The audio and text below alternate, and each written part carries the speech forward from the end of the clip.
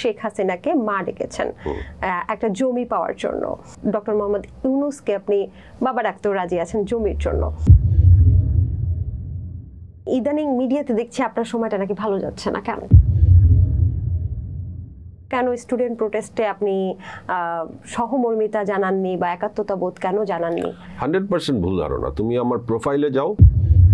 কতগুলো নায়িকার সাথে আপনার ডেট হয়েছে, কথিত আছে শাবনূরের সাথে আপনার প্রেম ছিল, এটা কি সত্যি? উপস্থাপনার মধ্যে অশ্লীলতাকে ঢুকিয়েছেন, উপস্থাপনায় ডেকে এনে অপমান করাটা কি যৌক্তিক কি অযৌক্তিক? আর সেই অ্যাটাকিং মোডে প্রশ্ন করাগুলোর জন্য কি আপনি দুঃখ প্রকাশ করেন কিনা? উপস্থাপনার এই ধরনটা কার থেকে শিখছো? আপনার থেকে। তুমি স্ক্রিনে দেখে আমাকে তুমি এই চর্চাটা করো না। Hello and welcome to the mirror room. আজকে মিরর রুমের গেস্ট জনপ্রিয়, আলোচিত, সমালোচিত, নানান ধরনের বিশেষণে বিশেষায়িত। আমরা তার চেহারা দেখলেই আসলে বুঝতে পারবো তিনি কে। তিনি হচ্ছেন আমাদের সবার প্রিয় জয় ভাই। কেমন আছেন? আলহামদুলিল্লাহ। আপনার অনেকগুলো বিশেষণের জন্য আর দিলাম না ওইভাবে। বেশি বিশেষণ থাকা তো খারাপ। কেন? একটা থাকলে পরিচয় দেওয়া সহজ হয়। হ্যাঁ, এই জন্যই মানে উপস্থাপিকাদের জন্য খুব সমস্যা হয়। আপনি নিজেও একজন উপস্থাপক। সমস্যা হয় আসলে, এবং যে এই এত পরিচয় ধারণ করে তার জন্য সমস্যা হয়। কি সমস্যা হয়? কি ধরনের? একটা বললাম না, ফোকাস থাকা যায় না। আচ্ছা, তাহলে কি মানুষের সবসময় এক কেন্দ্রিক থাকা উচিত? মানুষের আসলে অনেক যোগ্যতা থাকলেও যে কোনো একটা বা সর্বোচ্চ 2টা কাজ করা উচিত, এর বেশি করা উচিত না। কেমন কাটছে সবকিছু? মানে ইদানিং মিডিয়াতে দেখছি আপনার সময়টা নাকি ভালো যাচ্ছে না, কেন? মিডিয়াতেই তো নানান ধরনের খবর আসবে। তারকাদের সময় যখন ভালো যাবে তখন আসবে খারাপ যাচ্ছে, যখন খারাপ যাবে তখন আসবে যে ভালো যাচ্ছে। মিডিয়া তো রহস্যজনক, সো মিডিয়াতে আসবেই খবর, মিডিয়া দেখে তো জাজ করা যাবে না। আচ্ছা, বাই দ্য ওয়ে, ঈদ কিন্তু চলে এসেছে, ঈদ মোবারক। আমরা জানতে চাই যে আপনি কোথা থেকে শপিং করেন। মানে আমরা যতটুকু জানি যে আমরা তো উপস্থাপক এবং আপনি আমার থেকে অনেক আগের একজন উপস্থাপক। আমার জন্মের সময় আপনারা কাজ শুরু করেছেন, উপস্থাপনা না, আপনি হচ্ছে নাটক শুরু করেছেন। তো সেক্ষেত্রে আমরা কি সমবয়সী না? আমরা সমবয়সী না, কিন্তু দেখতে লাগে সমবয়সী, এটা একটা কষ্ট। আচ্ছা, যদিও যে আমি প্রথমেই বলছিলাম তোমার কষ্ট আমার আনন্দ। আপনার আনন্দ, হ্যাঁ। যাই হোক, প্রথমে আমি বলছিলাম যে আপনি আর একটু হয়তো খাটো হবেন, আমি দেখি যে আপনি আরো সুন্দর আর লম্বা। তো আপনাকে দেখে আমার খুব ভালো লাগছে। যেটা বলছিলাম যে একেবারে আমার জন্মের সময় থেকে আপনারা কাজ করছেন বা আপনি কাজ করছেন, তো এখন আসলে ব্যতিক্রমতাটা কি দেখছেন? কাজের ব্যতিক্রমতাকে দেখছেন? সময়ের প্রতিদিন যেমন নতুন দিন আসে, কাজেরও এরকম নতুন দিন আসে, কাজেরও নতুন রাত আসে। পরিবর্তনের মধ্যে দিয়ে তো সবকিছু আগায়। তো এখন আগের চেয়ে অনেক পরিবর্তন, আবার অনেক কিছু আগের মতোই আছে। আগের ধারাবাহিকতায় যতটুকু পরিবর্তন হওয়া দরকার অনেক কিছু ততটুকুই পরিবর্তন হয়েছে। এটা আসলে আর ব্যাখ্যা করার কিছু নেই, সময়ের সাথে সাথে সবকিছুই বদলায়। ঠিক আছে, ঈদের কি শপিং করা হয়েছে কিনা? ঈদের শপিং না, তোমার ধরো এই প্রশ্নের খুব ভালো উত্তর তুমি আমার কাছ থেকে পাবা না, কারণ আমি শপিং এর খুব বেশি লোক না আর কি। শপিং এ আনন্দ আমার অতটা আসে না। আমার যখন যা প্রয়োজন আমি খুব সস্তায় কিনে ফেলি, এবং আমার জিনিসপত্রের দাম খুবই কম। তুমি ওই যে ঘড়ি দেখে বলাইতে পারবো না যে 18 লাখ, জুতা দেখে বলাইতে পারবো না যে 40,000। খুবই সস্তা জিনিস। দেশে নাকি দেশের বাইরে? আমি যে কোনো জায়গা থেকে আমার কাপড়, আমার সেদিন মনে হয়েছে আমার গেঞ্জি কম, আমি আমার বাসার দারোয়ানকে বলছি যে এই নিয়ে 2,000 টাকা, তুই আমার জন্য 5টা গেঞ্জি কিনে আনবি। বলছে যে স্যার 5টা গেঞ্জি তো হবে না, ফুটপাতেও হবে না 2,000 টাকায়। আমি যা তুই 2,000 টাকার মধ্যে 5টা গেঞ্জি আনবি। পরে সে 4টা আনছে। আমি যে কোথেকে আনছিস? ফুটপাতের পাশে একটা দোকানে পাইছি। তার মানে শাহরিয়ার নাজিম জয় কি ফুটপাত থেকেও মাঝে মাঝে? আমি নিজে যাই না, বাট আমি তো নিজে যেতে পারি না, কিন্তু আমার কোনো ড্রেসের ব্যাপারে কোনো আমি ব্র্যান্ড ইউজ করি নেই, বা খুবই কম যদি কেউ গিফট করে। আমার নিজের পরা, আমার এই হাতের ঘড়ি অ্যাপেল ওয়াচ, ঠিক না? আমার ওয়াইফের এরকম একটা ঘড়ি আছে একই রকম দুইজনের। ওয়াইফেরটা আমি কিনে দিচ্ছি, ওটার দাম 78,000 না 71,000। আমার এটা 1800 টাকা। অ্যাপেল ওয়াচ মনে হয় না কেউ বিশ্বাস করবে না। তো এটা মানে রেপ্লিকা, এটা আমি তোমাকে বললাম দেখে কে বিশ্বাস করবে? আমার 1800 টাকা। তাও আমি যাকে কিনতে দিচ্ছি সম্ভবত সে 800 টাকা চুরি করছে, 1,000 টাকায় পাওয়া যায়, আমাকে আরেকজন বললো। আচ্ছা আচ্ছা, তার মানে খুব বেশি হাই প্রাইসের কস্টিউম আপনার ব্যবহার করা হয় না। আচ্ছা, একটা বিশেষ আলোচনা করতে চাই, যেটা হচ্ছে 2014 সালের একটা চিঠি নিয়ে বেশ আলোচিত সমালোচিত আপনি, এবং যখনই কয়েকদিন পরপরই আমার মনে হচ্ছে যে এই চিঠিটাই ভাইরাল হচ্ছে, যে আপনি সাবেক প্রধানমন্ত্রী শেখ হাসিনাকে মা ডেকেছেন একটা জমি পাওয়ার জন্য। এবং আপনি আরও একটা ইন্টারভিউতে রিসেন্টলি বলেছেন, যখন এটা আবার ভাইরাল হলো তখন বললো যে আপনি যে ডক্টর মোহাম্মদ ইউনূসকে আপনি বাবা ডাকতেও রাজি আছেন জমির জন্য। এই ধরনের বিষয়গুলো নিয়ে কি আসলে আপনি কিছু বলতে চান? চলার পথে অনেক ধরনের পরিস্থিতি বোকামির জন্য হোক, দুর্ভাগ্যের জন্য হোক তৈরি হয়। আবার সেই পরিস্থিতিতে মানুষ অনেক ভুল করে, সেই ভুলের মাসুলও মানুষকে দিতে হয়। তো আমি আমার এই ভুলের মাসুল অনেক দিয়ে ফেলছি, এটার জন্য আমি সরি বলছি বারবার। তারপরও একই প্রশ্ন বারবার করার পর দ্বিতীয় তোমার যে প্রশ্নটা, সেটার আমার উত্তরটা এইভাবে আসছে। ডক্টর মোহাম্মদ ইউনূস স্যারকে নিয়ে বলেছি, প্রয়োজনে তাকে বাবা ডাকবো এরকম বলেছি। বাট সেটাও এসেছে কেন, বারবার সরি বলার পরও যখন আমাকে একই প্রশ্ন করা হয় তখন আমি এই উত্তরটা দিয়েছি, এবং সেটাও একটা ভুল উত্তর। আসলে তুমি মানুষ হিসেবে তো ভুল করবাই, মানুষই তো ভুল করে। আমাদের চলার পথ সবসময় আমরা নির্ভুল থাকবো তা তো না। মানুষের ভিতরে লোভ আছে, মানুষের ভিতরে স্বপ্ন আছে, আশা আছে, বা আমি যেভাবে আমার পারসেপশন যেটা আরেকজনের সেটা নাও হতে পারে। যে কারণে আমি চিঠিটা লিখেছি বা আমি টাইপিং করা একটা চিঠি যেটা প্রকাশ পেয়েছে, সেটি প্রকাশ পাওয়াটাই কি যুক্তিসঙ্গত ছিল? একটি চিঠি আমি যদি চেয়ে থাকি, সেটা যারা আমাকে হেয় প্রতিপন্ন করার জন্য এটি প্রকাশ করে বারবার অপমান করার চেষ্টা করেছে বা করেছে সামাজিকভাবে, আমি মনে করি যে এটার জন্য আমি দুঃখ প্রকাশ, আমি অনুতপ্ত, এবং আমি বহুবার বিনয়ের সাথে সবাইকে বোঝানোর চেষ্টা করি। আপনি কেন দুঃখজনক, মানে আপনি অনুতপ্ত কেন? আমি একটু জানতে চাচ্ছি আপনার বিষয়গুলো, যে একটা জমি চাওয়া বা যারা কর্তৃপক্ষ তাদের কাছে জমি চাওয়াটা কি আপনি মনে করছেন যে, বা আপনারা মনে করছেন কি সেটা কি খারাপ? না, জমি চাওয়া তো খারাপ কিছু না, কিন্তু আমার চিঠিটার ভাষাটা এই সময়ের জন্য খুবই অনুপযুক্ত। সেটা কি তাহলে চাটুকারিতা হয়ে গিয়েছিল এই সময়ের জন্য? এটা তো কার কাছে, যার কাছে চিঠি লিখেছি এই সময় তিনি গণহত্যার মূল আসামি।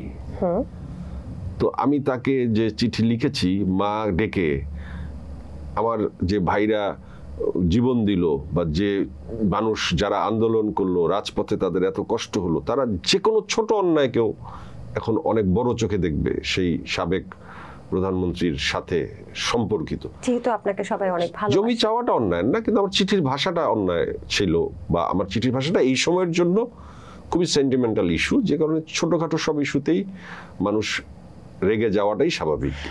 সেই ব্যাপারে তো আপনি দুঃখ প্রকাশ করেছেন, তারপরে বারবার একই এখন এটা তো আমার দায়িত্ব না, এটা তো আমার দায়িত্ব না। আমি দুঃখ প্রকাশ করেছি বা ক্ষমা চেয়েছি, ক্ষমা যদি তোমার কাছে আমি চাই, তোমার মহানুভবতা যে তুমি আমাকে ক্ষমা করলা কি করলা না। তুমি যদি ক্ষমা না করো, আমি তো আর জোর করে তোমার কাছে ক্ষমা চাইতে পারবো না। তাহলে ওই চিঠি লেখার জন্য আমার যে শাস্তি প্রাপ্য, সেই শাস্তি আমার জন্য থেকে থাকলে আমি শাস্তিও পাবো। 2014 থেকে এখন অবধি প্রায় বলা যায় যে 10-11 বছর হয়ে গেছে, তাই তো? 15-25, যাই হোক। তো বারবার এই বিষয়টা কি কোনো বিশেষ মহল ভাইরাল করছে? আমি জানি না বিশেষ মহল কারা। এখন ধরো শত্রু তো মিডিয়াতে সবাই সবার সাথে, সবাই সবাইকে সন্দেহ করে। এখন তোমার যদি একটু খ্যাতি বেশি থাকে, তোমার যদি একটু লাইমলাইটে বেশি থাকো, তোমাকে নিচে নামানোর জন্য অনেক মানুষ বসে থাকে। এটা তুমি জানো, আমাদের এখানে যারা কাজ করে সবাই জানে। তো বাইরের শত্রু আছে, কারা করে, কি কারণে করে তা জানি না। মানুষের দুর্বলতা তো থাকবেই। আমার এই দুর্বলতা ছাড়াও আমার 1000 দুর্বলতা আছে। এখন তুমি আমার দুর্বলতাটাকে বারবার হাইলাইট করলে আমি লজ্জিত হব, অপমানিত হব, এবং সেই অপমান দেখে যখন তুমি খুব আনন্দিত হবা, আল্লাহর তরফ থেকে একসময় তোমার জন্য অপমান নির্ধারিত হয়ে যাবে। তুমিও কোনো না কোনো ছোট পচা শামুকে পা কাটবা এবং তুমিও কাঁদবা। সেটা তো অবশ্যই। তবে একটা বিষয় কিন্তু এখানে চলে আসে, অনেকে জিজ্ঞেস করে বা অনেকে জানতে চায়, যেহেতু আপনার অনেক ফ্যান ফলোয়ার্স, যে ওই সময়টা কেন স্টুডেন্ট প্রোটেস্টে আপনি সহমর্মিতা জানাননি বা একাত্মতা বোধ কেন জানাননি?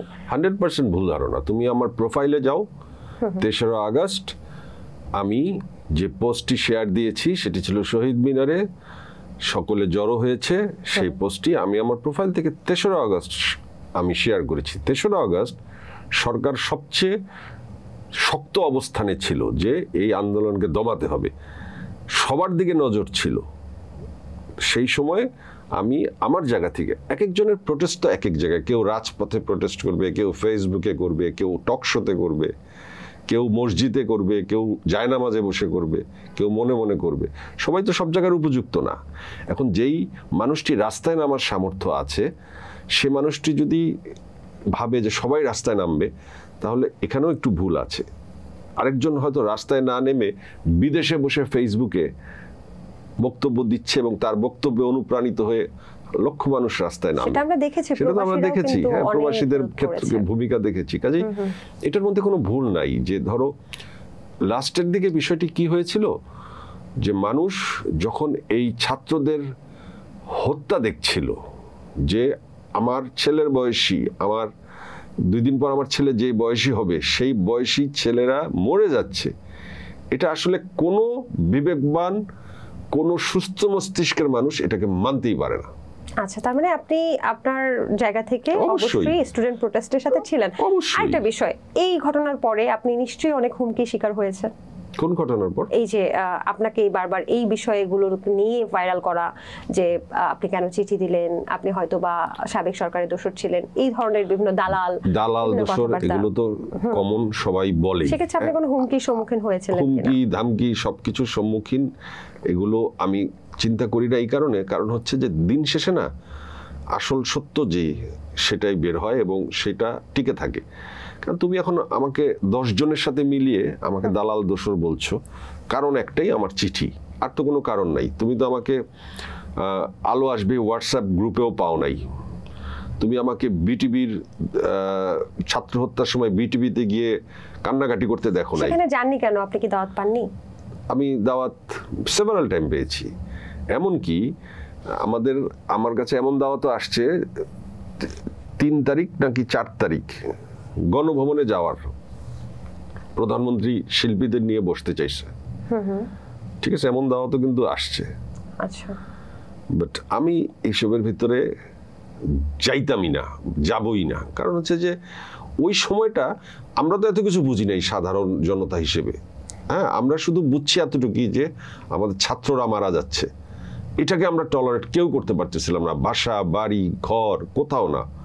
আমাদের মনে এটা একটা যন্ত্রণা ছিল যে আমাদের ছাত্ররা মরে যাচ্ছে, কেন ছাত্র মারা হচ্ছে, এটা তো হতে পারে না। তারপর একটা বিষয় আছে যে আপনি যেহেতু অনেক দিন ধরে মিডিয়াতে কাজ করছেন এবং আপনি বাইরের কান্ট্রিতে অনেক শো করেছেন, আমি যদি ভুল না করে থাকি, আপনার তো এই যে হুমকি ধামকি বা বিভিন্ন জটিলতার মধ্যে ফেসে যাওয়ার কারণে আপনি তো বাইরের কান্ট্রিতেও চলে যেতে পারতেন, সেই অপশন তো আপনার ছিল। আমি তো যেতে পারতাম কি,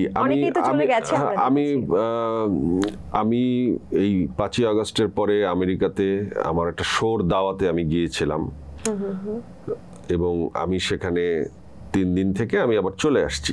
তা আমার যদি এত অপরাধ থাকতো, আমি যদি ভাবতাম যে আমার কাছে এমন কিছু আছে যেটা আমি একদিন ধরা পড়ে যাব, বা আমি এমন কিছু করেছি যেটা আসলে লিক হইলেই আমার জন্য ঝামেলা, তাহলে আমি আসতাম, আমি কাজ করতাম।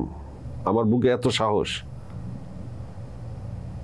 আমি যেহেতু আমেরিকায় গেছি, আমি যেহেতু চলে যেতে পারছি, আমি কিভাবে কেন আসবো, আমি কেন তোমার সাথে স্টুডিওতে কথা বলবো, কেন আমি ওটিটির কাজ করব, কেন আমি এখানে দিন কাটাবো। আমি কিছু করি নাই অন্যায়। আমার দেশ, তুমি কি বলো, আমার বাংলাদেশ, এখানে আমার 45 বছর কেটে গেল, আমার দেশ, আমার জন্ম হয়েছে এখানে। তুমি যেমন তোমার দেশ, এটা আমার দেশ। আমি এখানে মানে এই দেশের অধিকার আমি ছেড়ে দিব? আমার দেশের সাথে আমার কোনো কম্প্রোমাইজ না। আমার যদি মরণ হয় এখানে, তুমি মেরে ফেলো আমাকে, আমার অপরাধ থাকলে। কিন্তু আমি বলি যে কারো মৃত্যুই যেন এইভাবে না হয়, বা কারোর উপর আক্রমণটাই যেন এইভাবে না হয় যেটা বিচার বহির্ভূত। পুলিশ আছে, আইন আছে, মানুষ আইনের কাছেই তো যাবে না। এগুলো আসলে আমাদের প্রত্যাশা না, মব জাস্টিস না, এটা তো আমাদের প্রত্যাশা না। এবং এটার বিপক্ষে আমি, যে তুমি মানে উচ্ছৃঙ্খল ভাবে তুমি একেবারে জনমত তৈরি করে তুমি রাস্তায় ধরে বিচার করে দিলা। আইন আছে, এটা সময় গেছে। আচ্ছা, একটা সময় বুঝলাম যে সরকার 5ই আগস্টের পর যখন পালায় গেল, তখন দেশে আনস্টেবল, নতুন সরকারের জন্য প্রথম অবস্থায় ট্যাগেল করা কঠিন। কিন্তু এখন আমি মনে করি যে এটা একদমই কেউ টলারেট করছে না। আচ্ছা, সবাই জানতে চায় একটা বিষয় যে আমি যতটুকু জানি আপনাদের মিডিয়ার অনেক শিল্পীরাই ওই পূর্বাঞ্চলের কিছু প্লট কিন্তু পেয়েছে বরাদ্দ। তো সবাই জানতে চায় আপনি কি আসলে সেই চিঠিটা যে লিখেছিলেন বরাদ্দ পেয়েছিলেন? তারপর শোনো, আমি তোমাকে একটা কথা বলি, পূর্বাঞ্চলের এই প্লটকে এত হাইলাইট করার কিছু নাই। পূর্বাঞ্চলের প্লট তোমার জন্য আছে, তুমি জানো সেটা। শিল্পীদের জন্য কোনো আগে লটারিও ছিল না, শিল্পীদের ডেকে ডেকে সবাইকে প্লট দেওয়া হয়েছে, সরকারি প্লট।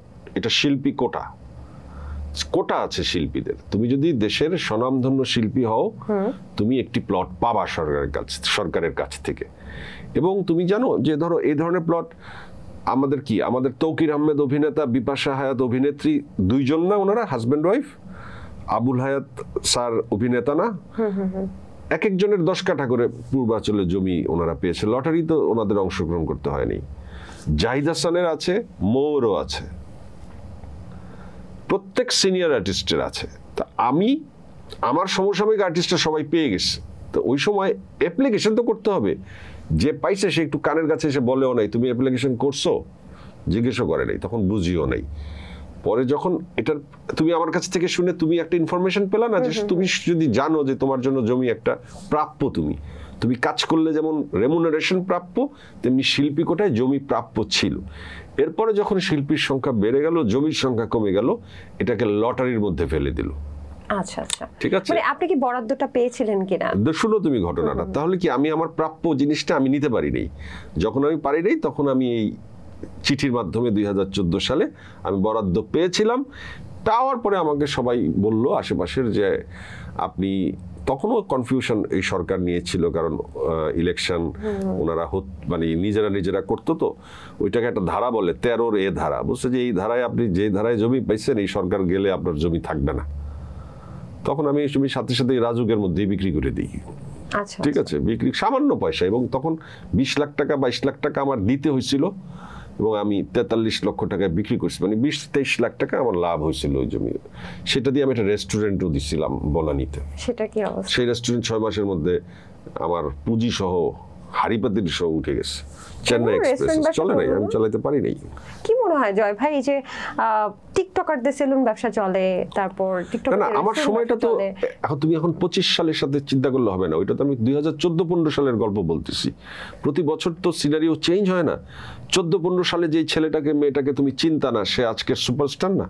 আচ্ছা, 14-15 সালে যে সুপারস্টার নায়ক ছিল বা নায়িকা ছিল, সে আজকে হারিয়ে গেছে না।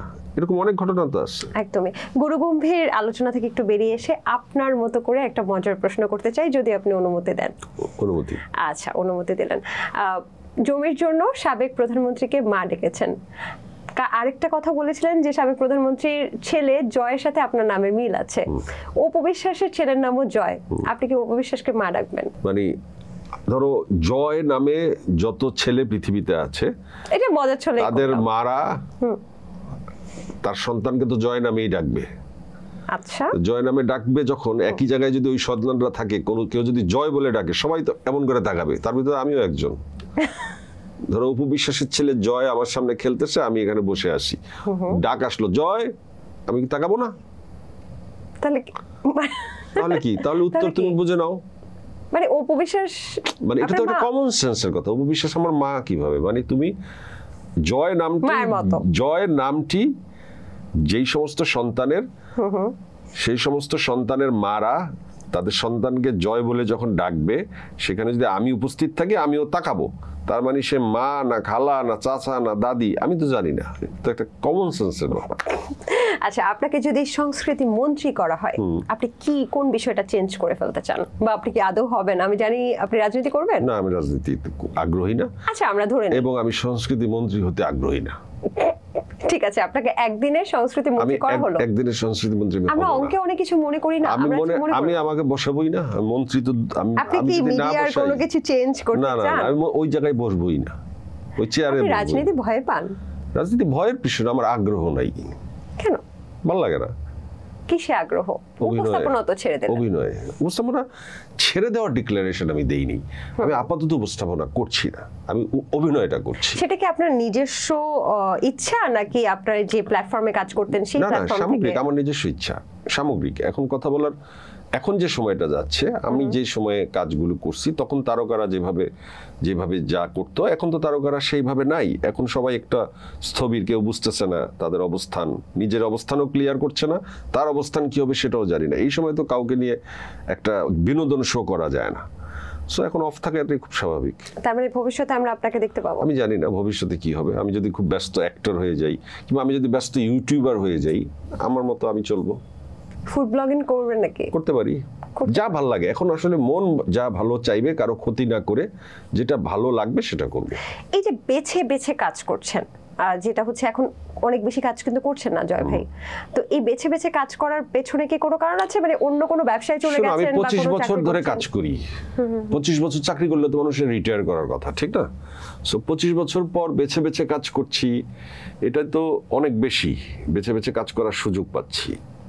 আমি মনে করি যে ভালো কাজ বা আমার মন যা চায়, মনে যেখানে শান্তি মিলে, যে কাজটা করে আমার আনন্দ হবে, আত্মতৃপ্তিতা আসবে, আমি এখন থেকে শুধু সেটাই করব। অন্য কোনো, আমি জানতে চাচ্ছি, পেশা কি ডাইভার্ট করার কোনো ইচ্ছা আছে কিনা? ধরেন আপনি একটা রেস্টুরেন্টের ব্যবসা দিলেন বা যে কোনো একটা কিছু করার ইচ্ছা আছে কিনা? আমি পৃথিবীর যে কোনো পেশায় গেলেও আমি অভিনেতা উপস্থাপক শাহরিয়ার নাজিমকে ছাড়ি পেয়ে যেতে পারবো না। আমি যাই করি লোকে বলবে ওই যে অভিনেতা জয় বা উপস্থাপক জয় সেলুন নাপিত, বা উপস্থাপক জয় ড্রাইভার, উপস্থাপক জয় রেস্টুরেন্ট ব্যবসায়ী, উপস্থাপক নায়ক, এগুলিই বলবে। অভিনেতা এর বাইরে কিছু বলবে? আমি যা কিছুই করি। আমি পাইলটও যদি হই, বলবে যে অভিনেতা জয় পাইলট হয়েছে। আচ্ছা, দীপ্ত প্লের ওটিটি প্ল্যাটফর্মের একটি ওটিটি করেছিলেন আপনি, যেটা হচ্ছে ত্রিভুজ, আমি যদি ভুল না করে থাকি। সেখানে প্রচারণায় আপনার ছবি বা আপনার ভিডিও শর্ট সেগুলো ব্যবহার করা হয়নি বলে আপনি দুঃখ প্রকাশ করেছেন। সেই সময় কি আপনি কথা বলেছিলেন পরিচালকের সাথে বা সংশ্লিষ্ট কর্তৃপক্ষের? হ্যাঁ, আমার সাথে কথা হয়েছে। ওনারা একটা ভুল বুঝাবুঝি হয়েছে ওই সময়। বেসিক্যালি ওনারা ব্যাখ্যা যেটা করছে যে আমাকে যখন ওনারা ফোন করলো তখন আমি খুব প্রমোশনে ডাকতেছিল, তখন আমি ওনাকে বলছিলাম যে আপাতত আমাকে ডাকেন না, অন্যদেরকে দিয়ে প্রমোশন করেন, ঠিক আছে? তখন আমার চিঠি টিটি ভাইরাল হয়েছিল, এটা হচ্ছে তখনকার কথা। তো ফাইনালি যে ওরা এই কথাটাকে মানে একদম ওই এক্সট্রিম লেভেলে নিয়ে যাবে, আমি তো ওইটা মিন করি না যে এটা মানে পোস্টারে আমি থাকবো না। আমি ওই ছবির নায়ক, প্রধান চরিত্র, পোস্টারে থাকবো না। আমি প্রাথমিক কিছু আছে না যে ঘন ঘন টক শোতে যাওয়া, অনেক কথা বলা, ওই সিচুয়েশনটা আমার তখন ছিল না। কারণ আমার তো নিজেকে আগে ক্লিয়ার করতে হবে, আমার সম্পর্কে অভিযোগ আসছে। তো অভিযোগগুলো ক্লিয়ার না করে আমি যদি একটা ত্রিভুজ করতে থাকি, তখন ওই ত্রিভুজের ক্ষতি হবে। কত বড় সাহস! হ্যাঁ, আমি তখন এই জিনিসটা বোঝাতে গিয়েছি, কিন্তু ওনারা এটাকে এক্সট্রিম লেভেলে নিয়ে গেছে, যেটা পরবর্তীতে আমার কাছে আত্মসম্মানে লেগেছে যে কেন। তখন আমি অভিযোগ করেছি বা আমি বলেছি সোশ্যাল মিডিয়াতে কথাটা। আচ্ছা, ক্যারিয়ার এখন মোটেই ভালো যাচ্ছে না, এরকম শিরোনামে অনেকগুলো আমরা গণমাধ্যমের নিউজ দেখে আসছি। আসলে জয় কেমন আছে? জিম্মি কি বলে? জিম্মি তো বলে যে ধামাকা আসছে সামনে। তাহলে আমরা আপনার মুখেই শুনতে চাই। মানুষ একরকম ভাবে, আল্লাহ একরকম ভাবে নির্ধারণ করে। রিজিকের মালিক আল্লাহ, কাজে আমি এই বিষয়ে সম্মান এবং রিজিকের ক্ষেত্রে আমার কোনো কথা নাই। এটা আল্লাহ নিয়ে যায়, আল্লাহ দিয়ে দেয়, কেড়ে নেয় আল্লাহ, দেয় আল্লাহ, কাজে এটা আমার হাতে নাই।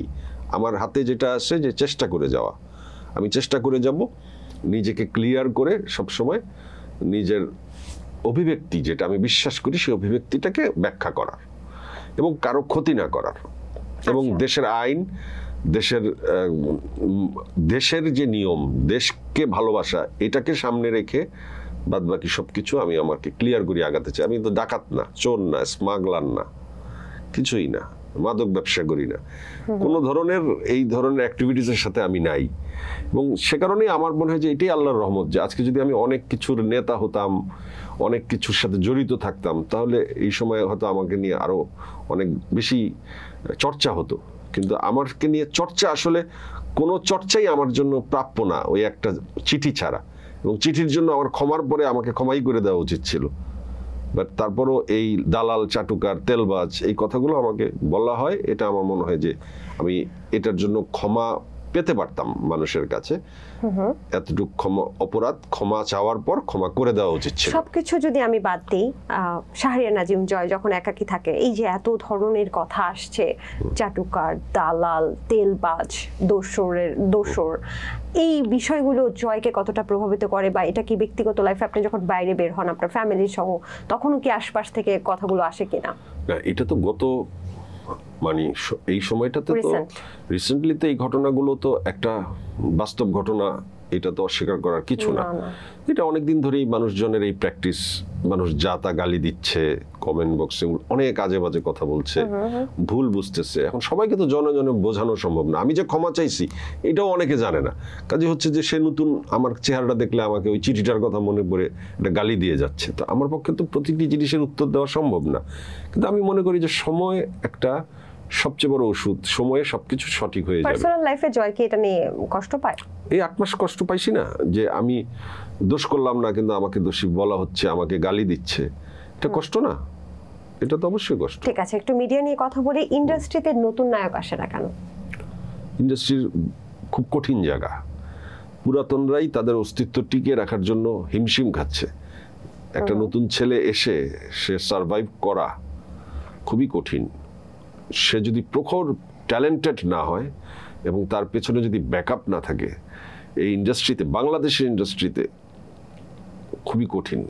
যতটুকু জানি আপনি মঞ্চনাটক থেকে এসেছেন, এবং আপনার মনে হয় সর্বশেষ মঞ্চনাটক হচ্ছে ঘৃতং পিবেত, এরকম কিছু ছিল? ঘৃতং পিবেত ছিল, কিন্তু এটা কি সর্বশেষ? এরপর কি আর নাটক করেছিলেন? না, আমরা মূলত অক্টোপাস নাটক করতাম লোকনাট্য দলের, ওই শোটাই আমি রেগুলার করতাম। মঞ্চ মিস করেন? জীবনের সবকিছুই ভালো, সবকিছুই মিস করি। জীবন থেকে তো অনেক কিছুই হারায় গেল। কি হারিয়েছে? সময়, বয়স। এই যে মঞ্চ নাটকের কথা বলছো, এক সময় আমি টেলিভিশন নাটকের নাম্বার 1 নায়ক ছিলাম। 25টা নাটক আমার এক ঈদে প্রচার হইতো। ঠিক আছে, তো সময়ে অনেক কিছু হারাইছি না? বন্ধু হারাইছি, আপনজন হারাইছি, বাবাকে হারাইছি, নানিকে হারাইছি, আত্মীয় স্বজন হারাইছি, কত কাছের মানুষ পর হয়ে গেছে। কাজেই হারানোর তো অনেক দুঃখ আছে। চমৎকার। মিষ্টি জান্নাত প্রসঙ্গে একটু আসতে চাই। মিষ্টি জান্নাতকে নিয়ে আপনি সম্প্রতি না, বেশ কয়েকদিন আগে আপনি বেশ ভাইরাল হয়েছিলেন, এবং আপনারা দুজনকে ডিজিটাল চুলাচুলি যেটাকে আমরা বলি, বা কাদা ছুড়াছুড়ি দেখেছি আমরা ডিজিটালি। তোমার প্রশ্ন ভুল। তুমি কি আমার তরফ থেকে কিছু দেখছো? তুমি দুজনাকে বলতেছো। আপনি ওনাকে নিয়েও তো কথা বলেছেন। আমি এক লাইন কথা বলিনি। আমি যে আমার যে বক্তব্যের রেশ ধরে সে কথা বলা শুরু করেছিল, তারপর আমি তার সম্পর্কে কোনো একটা লাইনও বলি। রিসেন্টলি কিন্তু তিনি বলেছেন আপনাকে নিয়ে, সে আশিক বানায়া যে গানটা আছে আমরা সবাই জানি, আমাদের চাইল্ডহুড একটা চমৎকার সং পছন্দের, সেই সংটা রিমেক করতে চায়। একটু আবেদনময়ী একটা সং আর কি। আপনি দেখেছেন, হয়তো দেখেছেন। আমাকে নিয়ে যদি সে চাঁদেও যাইতে চায়, এটা তার ইচ্ছা। আমার তার সম্পর্কে কোনো বক্তব্যই নেই। আচ্ছা, আমাকে তো এটা বলেছে, আপনাকে নাকি জানানো হয়েছে, আপনি নাকি হেসেছেন, সম্মতি, নীরবতা তো সম্মতি। আমি তোমার সামনে কথা শুনেও হাসতেছি। কেউ যদি আমাকে নিয়ে কোনো কিছু, আমাকে মারার পরিকল্পনা করে কিংবা আমাকে ভালোবাসারও পরিকল্পনা করে, যেটাতে আমি আগ্রহী না, যার ভালোবাসা পেতে কিংবা যার দ্বারা আশিক বানায়া করতে আগ্রহী না, আমি তো কথা বলতেই আগ্রহী না এই বিষয়ে। এটা আমার তো এটা কি আগ্রহী না আগ্রহী এটা অনেক পরের উত্তর। তোমাকে তো স্টেপ বাই স্টেপ আসতে হবে। তুমি ধরো প্রশ্ন করছো, দুর্বল গেস্ট হলে তোমার প্রশ্নে ফেসে যাবে, কিন্তু আমি তো দুর্বল গেস্ট না, আমি অনেক অভিজ্ঞ গেস্ট। আপনি আমার থেকে অনেক শক্তিশালী না, তোমার থেকে শক্তিশালী এই কথাটা তুমি ভুল বললা।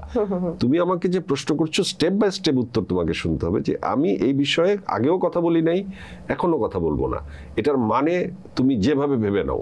আচ্ছা, তাহলে আমার আরেকটা প্রশ্ন আছে, যে আপনাদের সম্ভবত কোনো একটা মুভি বা কোনো একটা কাজের কথা চলছিল, সেই সময়টা আপনারা পাবলিক স্টান্ট করার জন্য একে অন্যকে, যেমন মিষ্টি জান্নাত আপনাকে বলেছে থাপ্পড় মারবে, জুতা পেটা করবে, এরকম নানান ধরনের কথা বলেছে। আমরা একে অপরে মিলে কোনো কিছু করি নাই। আমি এটা কি পাবলিক স্টান্ট ছিল না আপনাদের? আমি এটা তার সাথে আমি কোনো কিছুতেই মিলি নাই, একদম ভুল কথা। সে যদি বলে থাকে এটা তার মন গড়া আজকে এই শোয়েরই আরেকটা এপিসোডে কিন্তু মিষ্টি জান্নাত এটা তার ব্যাপার, সে যেভাবে ব্যাখ্যা করুক, আমি তো তার সম্পর্কে তিনি আপনার সম্পর্কে এরকম তাহলে ভুল তথ্য এটা তো আমার দায়িত্ব না। উনি ভুল তথ্য ছড়াচ্ছে, সে কেন, সে একা কেন, অনেকেই ভুল তথ্য ছড়ায়, তাতে সমস্যা কি? এটা তো সমস্যা নাই। বাট আমাকে প্রশ্ন করতেছে, আমি জানি না এই সমস্ত বিষয়। মানে এটা কোনো পাবলিক স্ট্যান্ড না, আমি জানি না। তাহলে আপনার কেন মানে কি মনে হয় যে আপনাকে নিয়ে ভাইরাল হওয়ার জন্য? আমি জানি না সেটা। আমি তার সম্পর্কে বা আমার এই ধরনের কথার উত্তর দিতে আমি আগ্রহী না। আচ্ছা, আপনি শোতে তাকে চুমু দেয়া, তারপর হচ্ছে ফোন দেয়া রাতে নিকেতনে এসে, এই বিষয়গুলো তাহলে কি? তুমি কি পুলিশ? না, আমি অবশ্যই পুলিশ না, উকিল নাকি তুমি বিচারপতি? একজন ধরেন দুজনের মধ্যে যখন সমস্যাটা হলো, আমি তো বলছি যে আমি এই বিষয়ে কথা বলতে আগ্রহী না। আচ্ছা, আপনি তাহলে মিষ্টি জান্নাতকে নিয়ে কথা বলতে একেবারেই আগ্রহী না। আচ্ছা, কাকে আনারস আর দুধের শরবত খাওয়াতে চান? তিনটা অপশন দিচ্ছি। আনারস আর দুধ কি? আনারস আর দুধ খেলে কি হয়? বিষ হয়ে যায়। বিষ হয়ে যায়। ডাইরেক্ট বিষ বলতা, কাকে বিষ খাওয়াতে চাই বলো? সাকিব, অপু, বুবলি। আমি কি কারণে তাদেরকে বিষ খাওয়াবো? আগে তুমি এই প্রশ্নের উত্তর দাও। ধরেন এখন আপনাকে দেওয়া হলো একটা গেমস, শোনো, তিনজনের মধ্যে আপনাকে উপস্থাপনার এই ধরনটা কার থেকে শিখছো? আপনার থেকে। এটার মধ্যে কিন্তু আরো কিছু পয়েন্ট আছে। এখনো শিখছি ভাইয়া, পুরোপুরি আপনার মতো হতে পারি। স্ক্রিনে দেখে আমাকে তুমি এই চর্চাটা করো না। তাহলে আপনার বাসায় গিয়ে তাহলে বাসায়ও তোমার যাইতে হবে না। তাহলে কোথায় যাব? তুমি একদিন আমার সাথে আমার ক্লাস করো। আচ্ছা, ফোনে, টেলিফোনে, সামনাসামনি আইসো না, কারণ সামনাসামনি আসলে আবার কোন বদনাম বা অভিযোগ হয়।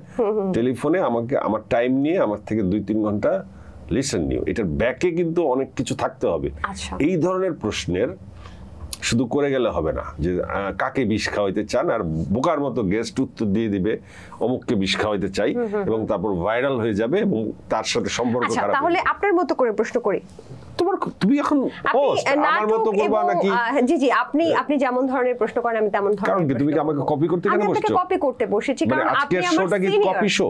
না না, কেন, কে বলেছে? আপনি আমার সিনিয়র, আপনাকে কেন কপি করব না? তো আপনাকে যেহেতু পেয়েছি, সবাই যেহেতু আপনি যেহেতু সবাইকে প্রশ্ন করেছেন, আপনি নাটক এবং সিনেমায় কোন কোন আর্টিস্টের সাথে শুয়েছেন? এই ধরনের প্রশ্ন আপনিও করেছেন। তুমি জানো তোমাকে নিয়ে আজকাল কিন্তু সমালোচনা হচ্ছে অনেক। কি সমালোচনা হচ্ছে বলেন না, আমি এই যে তুমি এরকম উদ্ভট প্রশ্ন করো। আপনার থেকে শিখেছে জয় ভাই।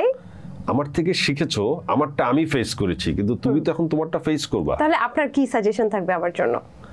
তুমি আর যাকেই করো আমাকে এই ধরনের প্রশ্ন করো না, করলে কি হবে? মানে তুমি দেখো, চালাও আজকে, তুমি দেখো, তুমি লাস্ট এই শোটা, আমি তো আপনার সাথে কোনো কিছু চালাতে আসিনি। শোটা চালাও, শোটা রানিং শো না এটা? শোটা তো চালালাম। হ্যাঁ, তুমি বলো। আমি তো প্রশ্ন করব, আমি তো প্রশ্নের উত্তর দিব না। মানে কাদের সাথে আপনি বেড সিন করেছেন বা এই ধরনের সিন কাদের সাথে করেছেন? তুমি দেখে নিবা দর্শক হিসেবে। আচ্ছা, আমি দেখে নিব। মানে যেহেতু আমি একজন অভিনেতা, আমি শুইতেই পারি, আমি বসতেও পারি, হাঁটতেও পারি নায়িকার হাত ধরে। দর্শক হিসেবে তুমি দেখে নিবা। তোমার যদি আমাকে নিয়ে কিউরিওসিটি থাকে, আমি তো এটা ভেবে অঙ্ক করে বসে নাই যে কয়টায় শুইছি কয়টায় বসছি তোমাকে জানাবো। আচ্ছা আচ্ছা, সেটা জানানোর জন্য আমি আসিনি। আচ্ছা, শাকিব খানের বাবার চরিত্রে অভিনয় করবেন কিনা? যদি ভালো হয় চরিত্র, করব। আচ্ছা, লোকে বলে যে আপনি শাকিবের মতো হতে চেয়েছিলেন, এই কারণে মুভি ইন্ডাস্ট্রিতে বা চিত্রনায়ক হিসেবে খুব বেশি একটা টিকে থাকতে পারেননি। এটা কি সত্যি? লোকে কোনটা বেশি বলে, মানে আমার সম্পর্কে কোন কথাটা বেশি বলে আগে সেটা বলো। অনেক কথাই তো বলে। তাহলে আরো মানে যেটা সবচেয়ে বেশি বলে সেটা। আপনি ভালো অভিনয় করেন সেটাও বলে। তাহলে এইটাই আমি বুঝলাম যে থ্যাংক ইউ ভেরি মাচ, এটার উত্তর। আচ্ছা, মানে এই কথাটা কি থ্যাংক ইউ ভেরি মাচ? হ্যাঁ, থ্যাংক ইউ ভেরি মাচ। আপনার কি মনে হয় যে আপনি শাকিব খানের থেকেও ভালো অভিনয় করেন? আমি মানে কে ভালো অভিনয় করে? পরীক্ষিতভাবে, রাষ্ট্রীয়ভাবে আমার চেয়ে 100 গুণ ভালো অভিনেতা এবং অবস্থানের দিক থেকে 100 গুণ উপরে শাকিব খান। আচ্ছা, আমি বা রাস্তার একটা ছেলে 1000 কোটি গুণ ভালো অভিনেতা নিজেকে দাবি করলে সেই দাবি নিজের মনের মধ্যেই থেকে যাবে। তুমি ভালো অভিনেতা না ভালো স্ক্রিপ্ট রাইটার না ভালো ডিরেক্টর, ভালো উপস্থাপক, সেটার প্রমাণ তোমার কাজে। আমি কাজে কি প্রমাণ দিতে পারছি শাকিব খানের মতো? কেন মানে টিকে থাকতে কেন পারছেন না, বা নতুন নায়করা কেন পারছে না? এটাই তো প্রশ্ন করছি। পারছে না কারণ যোগ্যতাও কম হইতে পারে, ভাগ্যও খারাপ হইতে পারে। কেন ইন্ডাস্ট্রিতে একজনই মেগা স্টার থাকবে? ইন্ডাস্ট্রির পুরো দায়িত্ব তো আমার না। কেন ইন্ডাস্ট্রিতে একজনই মেগা স্টার থাকবে? প্রথমে এই প্রশ্নটা তুমি আল্লাহর কাছে করবা। আচ্ছা, তারপরে হচ্ছে ইন্ডাস্ট্রি সবাইকে নিয়ে বসবা যে এটার কারণটা কি। আল্লাহ তো মিডিয়াই হারাম বলছে, কিন্তু হারাম বললেও সবকিছু তো আল্লাহর কাছেই, তোমার জিজ্ঞেস করতে হবে সৃষ্টিকর্তার কাছে যে আল্লাহ কেন এমন হচ্ছে। দ্বিতীয় হচ্ছে তুমি ইন্ডাস্ট্রির সবাইকে নিয়ে বসে এই প্রশ্নের উত্তর খুঁজো, আমি তো এটার প্রশ্নের উত্তর দিতে পারবো না কেন এরকম। লোকে আরো অনেক কথা বলে জয় ভাই, যে গাজী মাজহারুল আনোয়ার যদি আপনার মানে আপনি যদি তার ভাগনা না হতেন তাহলে নাকি লোকে আপনাকে চিনতই না। হইতে পারে, লোকের যত ধারণা সবই সত্য হইতে পারে। আচ্ছা, লোকে তো ভাববেই তারকাকে নিয়ে নানান রকম ভাবনা, সব ভাবনা তো ক্লিয়ার করার দায়িত্ব না তারকা। মানে ওনার ছত্রছায়ায় কি তাহলে আপনি মিডিয়াতে এসেছেন? তুমি যেখানে ভুল করতেছো, তুমি লোকের কথা বলে তারপর তোমার জাস্টিসটা তুমি চাপাই দিচ্ছ। কেন চাপাই? তুমি বলতেছো তার মানে এটা না না, আমি তো লোকের কথাই জানতে চাচ্ছি। লোকের কথার উত্তর শেষ হয়ে গেছে, তারপরে যে লাইনটা তুমি বলতেছো সেই লাইনটা তুমি নিজের থেকে বলতেছো, এটা তুমি আমাকে বলতে পারবা না। আচ্ছা, তুমি অন্য দুর্বল গেস্টকে বললো, আমাকে পারবা না। আপনি তো উত্তরই দিচ্ছেন না। কারণ আমি দিব না তো, এটাই হচ্ছে গেস্ট উত্তর এভাবেই দেওয়া উচিত এই ধরনের প্রশ্নের। আচ্ছা আচ্ছা, না জয় চৌধুরীকে আপনার কেমন লাগে? আপনার নামের সাথে মিল আছে? ভালো লাগে, ওর কাছে আমার একটা দুঃখ প্রকাশের সুযোগ আমি চাই আজকে, যেটা হচ্ছে যে ওকে আমি খুবই ভালোবাসি, খুবই পছন্দ করি। একটা বিপদে পড়েছিল, সমস্যা পড়েছিল, আমি তাকে ডেকে নিয়েছিলাম। আমি ইন্টারভিউ করার পরে আমার উপর ভীষণ চাপ আসছে সাংবাদিকদের পক্ষ থেকে। চাপ আসার পরে আমি সেই ইন্টারভিউটা ডিলিট করে আমি একটা স্ট্যাটাস দিতে বাধ্য হয়েছিলাম, এবং সেই স্ট্যাটাসটায় তার মন খারাপ হয়েছিল। সেই সময় আমি তাকে ব্যাখ্যাও করতে পারি নাই, বাট এই সময় আমি তাকে বলবো যে এটা তার প্রতি আমার অন্যায় হয়েছে, আমি দুঃখিত তার কাছে, সে যেন আমাকে ক্ষমা করে দেয়। মানে ওই সময় তখন সে কিছু একটা সাংবাদিকদের বলছিল, সবাই একজোট হয়ে গেছিল আমি কেন ডাকছি এটা নিয়ে, তাকে আমাকে অনেক প্রেসারে পড়তে হয়েছিল। এবং তারপরে আমি স্ট্যাটাসও দিছি, নিজেকে সেভ করার চেষ্টা করছি, বাট নিজেকে সেভ করতে তাকে আমি তো কষ্ট দিচ্ছি, যে কারণে তার কাছে আমি ক্ষমা চাই। জয় চৌধুরীর কাছে আমার এই ক্ষমাটা রইল। আচ্ছা, রায়হান রাফির ব্ল্যাক মানি থেকে আপনাকে বাদ দেওয়া হয়েছে, সেরকম আমি বলেছি। এটা কেন? মানে রায়হান রাফি ওই সময় মনে করেছে যে আমাকে নিলে আমার নামে এত ভাইরাল অমুক তমুক চিঠি হাবি জাবি অত কিছু আলোচনা, এই নেগেটিভ আলোচনা রায়হান রাফি হয়তো অ্যাভয়েড করতে চাইছে। ওই সময়টা তো অস্থির ছিল তো, বা এই এখনো তো ধরো কনফিউশন আছে, আমরা তো ক্লিয়ার না শিল্পীরা অনেকেই, ব্ল্যাক অ্যান্ড হোয়াইট একটা ডিফারেন্স আছে। সো এটা আসলে ক্লিয়ার না হওয়া পর্যন্ত কে বা কারা কাজ করবে, কারা করবে না, কাদের নিবে, এটা একটা কনফিউশন থেকেই যায়। তারপরে তো যোগ্যতার প্রশ্ন আছেই, তুমি যত হোয়াইটই হও, তুমি যদি যোগ্যতার মাপকাঠিতে সেই জায়গায় না পৌঁছাও তুমি ভালো কাজটা পাবা না। আর যদি তুমি যত ব্ল্যাকই হও, তোমার দিন আসবেই কাজ করার জন্য। আচ্ছা, আপনি কি এই ব্যাপারে রায়হান রাফির সাথে যোগাযোগ করেছিলেন? রায়হান রাফি আমার ভেরি ক্লোজ। রায়হান রাফি আমাকে ওটিটিতে 7 নম্বর ফ্লোরের মাধ্যমে রাজকীয়ভাবে কামব্যাক করাইছে। ওর প্রতি আমার কৃতজ্ঞতার তো শেষ নাই। ওকে আমি অনেক পছন্দ করি, খুবই ট্যালেন্টেড ডাইরেক্টর, ওর কাজ করার জন্য আমি উন্মুখ হয়ে থাকি। যে ওর সাথে আমার ব্যক্তিগত সম্পর্কের কোনো টানাপোড়েন নাই, কিন্তু ও যেটা ওই সময় করছে আপন জন হিসেবে, সে আর একটু সময় নিয়ে আমাকে আরো আমার প্রতি ভালোবাসা দেখানোর তার সুযোগ ছিল, সেই সুযোগটা সে কাজে লাগায় নেই। মানুষ হিসেবে, নির্মাতা হিসেবে সে 100তে 100, কিন্তু মানুষ হিসেবে, ছোট ভাই হিসেবে সে আমার সাথে ভালোবাসার জায়গায় ফেল করছে। জায়েদ খান যখনই আপনার শোতে বসতো তখনই তাকে খুব বিতর্কিত প্রশ্ন করতেন, এবং আপনাদের শোগুলো দেখতেও খুব মজা লাগতো। তো জায়েদ খান আপনার কেমন সম্পর্ক? খুব ভালো, জায়েদ খান খুবই ভালো, জায়েদ খানকে আমার খুবই পছন্দ। এবং জায়েদ খান এরকম প্রশ্নের বোকা বোকা উত্তর দিত বলেই আমি বোকা বোকা প্রশ্ন করতাম, এবং সেটা দর্শক খুব এনজয় করত। যেমন আজকের পর তুমি আমাকে নিয়ে আর শোই করবা না, কারণ আমি বোকা বোকা উত্তর দেই না, তুমি মজাও পাবা না। আমি তো খুব মজা পাচ্ছি আপনার সাথে। তুমি মোটেও মজা পাচ্ছ না এবং মজা পাবাও না ভবিষ্যতে ডাকার মতো। কিন্তু আমি যদি জায়েদ খানের মতো উত্তর দিতাম, দেখতাম যে কি জমজমাট হয়ে যেত। জায়েদ খান আমাকে এইভাবে দিনের পর দিন আমাকে মানে জমজমাট শো উপহার দিয়েছে। রাইট। আচ্ছা, তো বন্ধু যে এই যে দেশের বাইরে চলে গেছে, বন্ধুর খোঁজ খবর রেখেছেন কিনা? উনি তো এখন বরফে উত্তাপ ছড়াচ্ছেন। আচ্ছা, তুমি যে বলে ফেললা যে বন্ধু, আমি কি বলছি জায়েদ খান আমার বন্ধু? অনেক ভালো সম্পর্ক তো বন্ধু, অনেক ভালো সম্পর্ক তো চাচার সাথে হয়, মামার সাথে হয়। তুমি কিভাবে তুমি কিভাবে স্পেসিফিকলি বন্ধুর শব্দটা বললা, বা ভালো সম্পর্ক যখন আমি বললাম চাচা এবং মামার সাথে হয়, তুমি কিভাবে স্পেসিফিকলি চাচা শব্দটা বললা? জায়েদ খানের সাথে আপনার সম্পর্কটা কি? শত্রু? তুমি তাহলে লাইনে আসো, প্রশ্ন করার তো লাইন থাকতে হবে, ঠিক আছে? জায়েদ, তোমার প্রশ্নটা কি বলো? জায়েদ খানের খবর কি রেখেছেন, যাকে দিয়ে এত এত ভিউজ কামালেন? আমি খবর রেখেছি, জায়েদ খান ভালো আছে। আমি মনে করি জায়েদ খানের দেশে ফিরে আসা উচিত। তিনি কি ফিরতে চায়? অবশ্যই সে দেশকে ভালোবাসে, সে হয়তো ভয় পাচ্ছে বা কোনো একটা কারণে সে ফিরছে না, বা তার ভিতরে কি আছে সেটা আমি জানি না, কিন্তু আমি তাকে মিস করি। বাহ, জায়েদ খান ভালো মানুষ। জায়েদ খান আসলে কি তার সাথে কাজ করবেন? কি হবে ভবিষ্যতে, কার সাথে কাজ করব, বেঁচে থাকবোই কিনা, এটা তো আমি বলতে পারি না। বেঁচে থাকবেন না কেন, আপনি অনেকদিন বাঁচবেন, আমরা সবাই দোয়া করি আপনার জন্য ইনশাআল্লাহ। সুন্দর কথা বলছেন আপনি। জয় ভাইয়া নাকি অনেক রিচ, সবাই বলে গাড়ি বাড়ি টাকা পয়সা, মানে অভিনয় এবং উপস্থাপনা করে নাকি অনেক রিচ হয়ে গেছে, এবং ইউটিউবের মনিটাইজেশন থেকে নাকি আপনি BMW কিনেছেন একটা। শুনো, আমি তোমাকে এখানে একটু ব্যাখ্যা করে বলি। আমার দাদা পার্লামেন্ট সেক্রেটারি ছিল, 3 বার মন্ত্রী ছিল, ঠিক আছে। আমার দাদার ইকবাল রোডে 14 কাঠা জমি আছে, বাড়ি ইকবাল রোডে, আমাদের উনালালা আপার প্লট আর আমাদের প্লট পাশাপাশি। দাদার থেকে বাবা পাইছে। আমার বাবা চিফ ইঞ্জিনিয়ার ছিল। আমার বাবার বাড়ি পাইছি আমি পৈতৃক সূত্রে না, আমি দাদার সূত্রে ধনী, ঠিক আছে। আচ্ছা, 1 নম্বর, অবশ্যই আমি রিচ।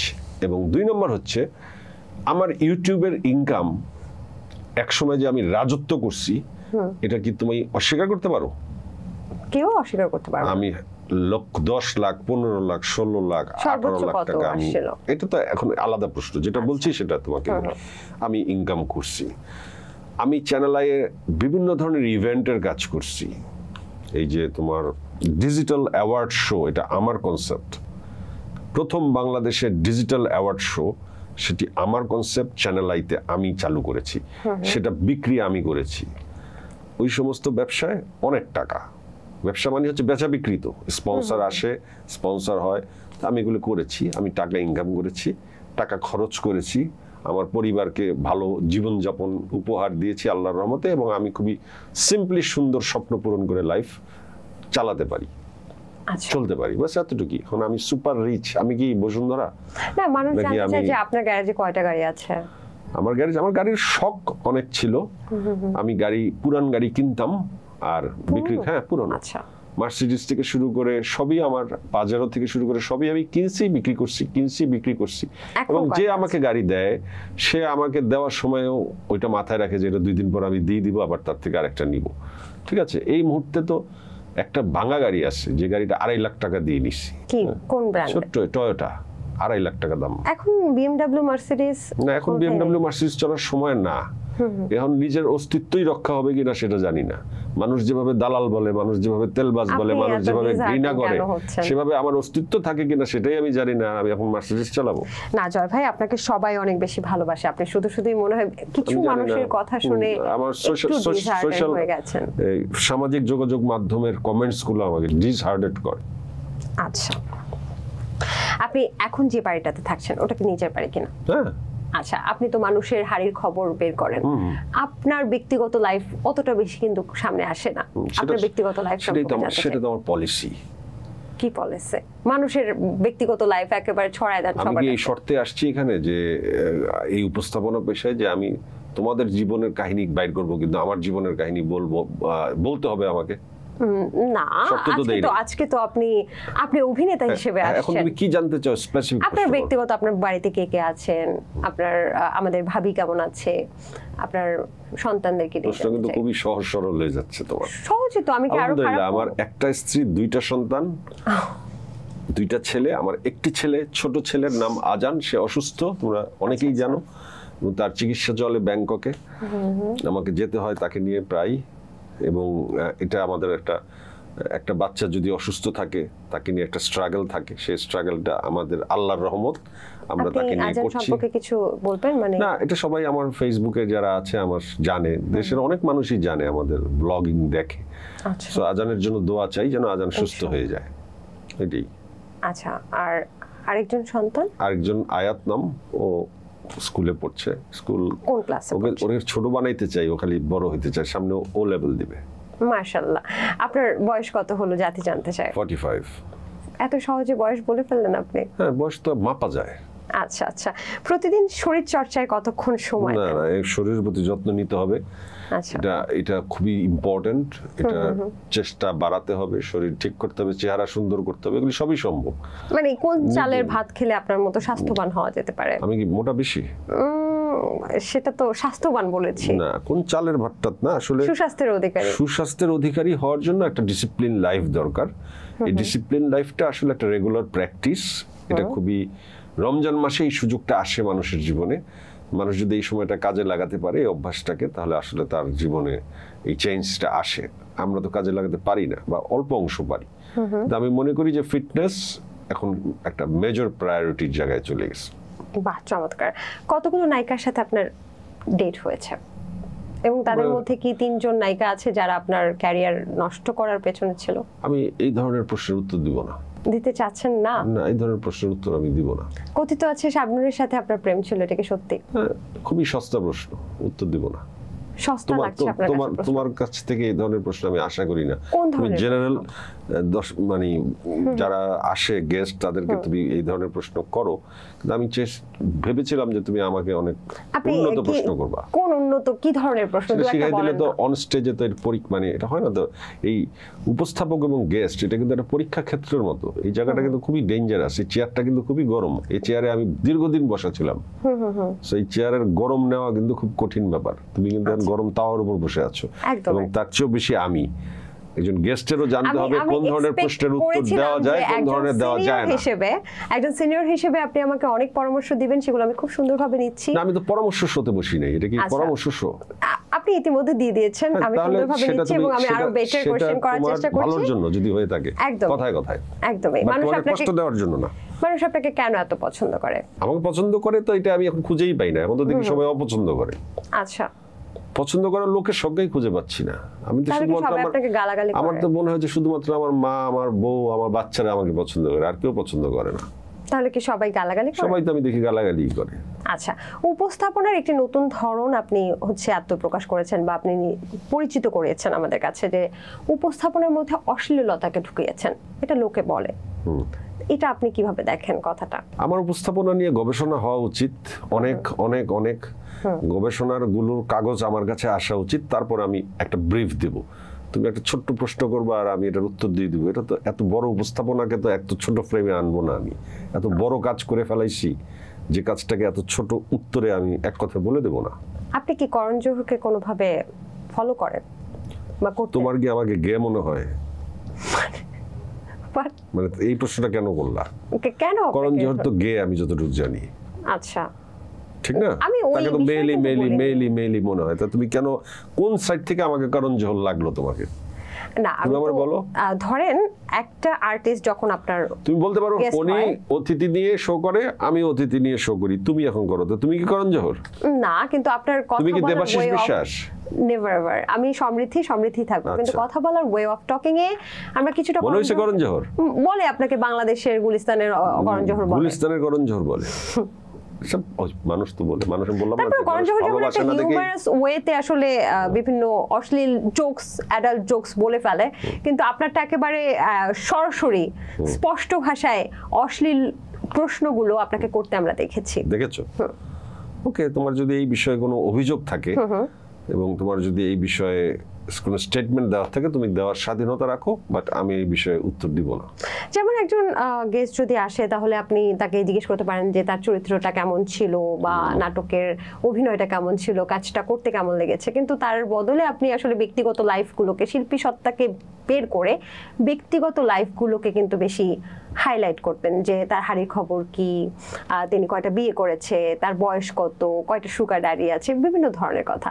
তো এই প্যাটার্নটা যে চেঞ্জ করে ফেললেন, এটা কি অনেকটা এখন বলে যে যারা হচ্ছে শিল্পী, তাদের প্রতি এখন মানে মিডিয়া ইন্ডাস্ট্রি শুনলেই নাক সিটকায় মানুষ।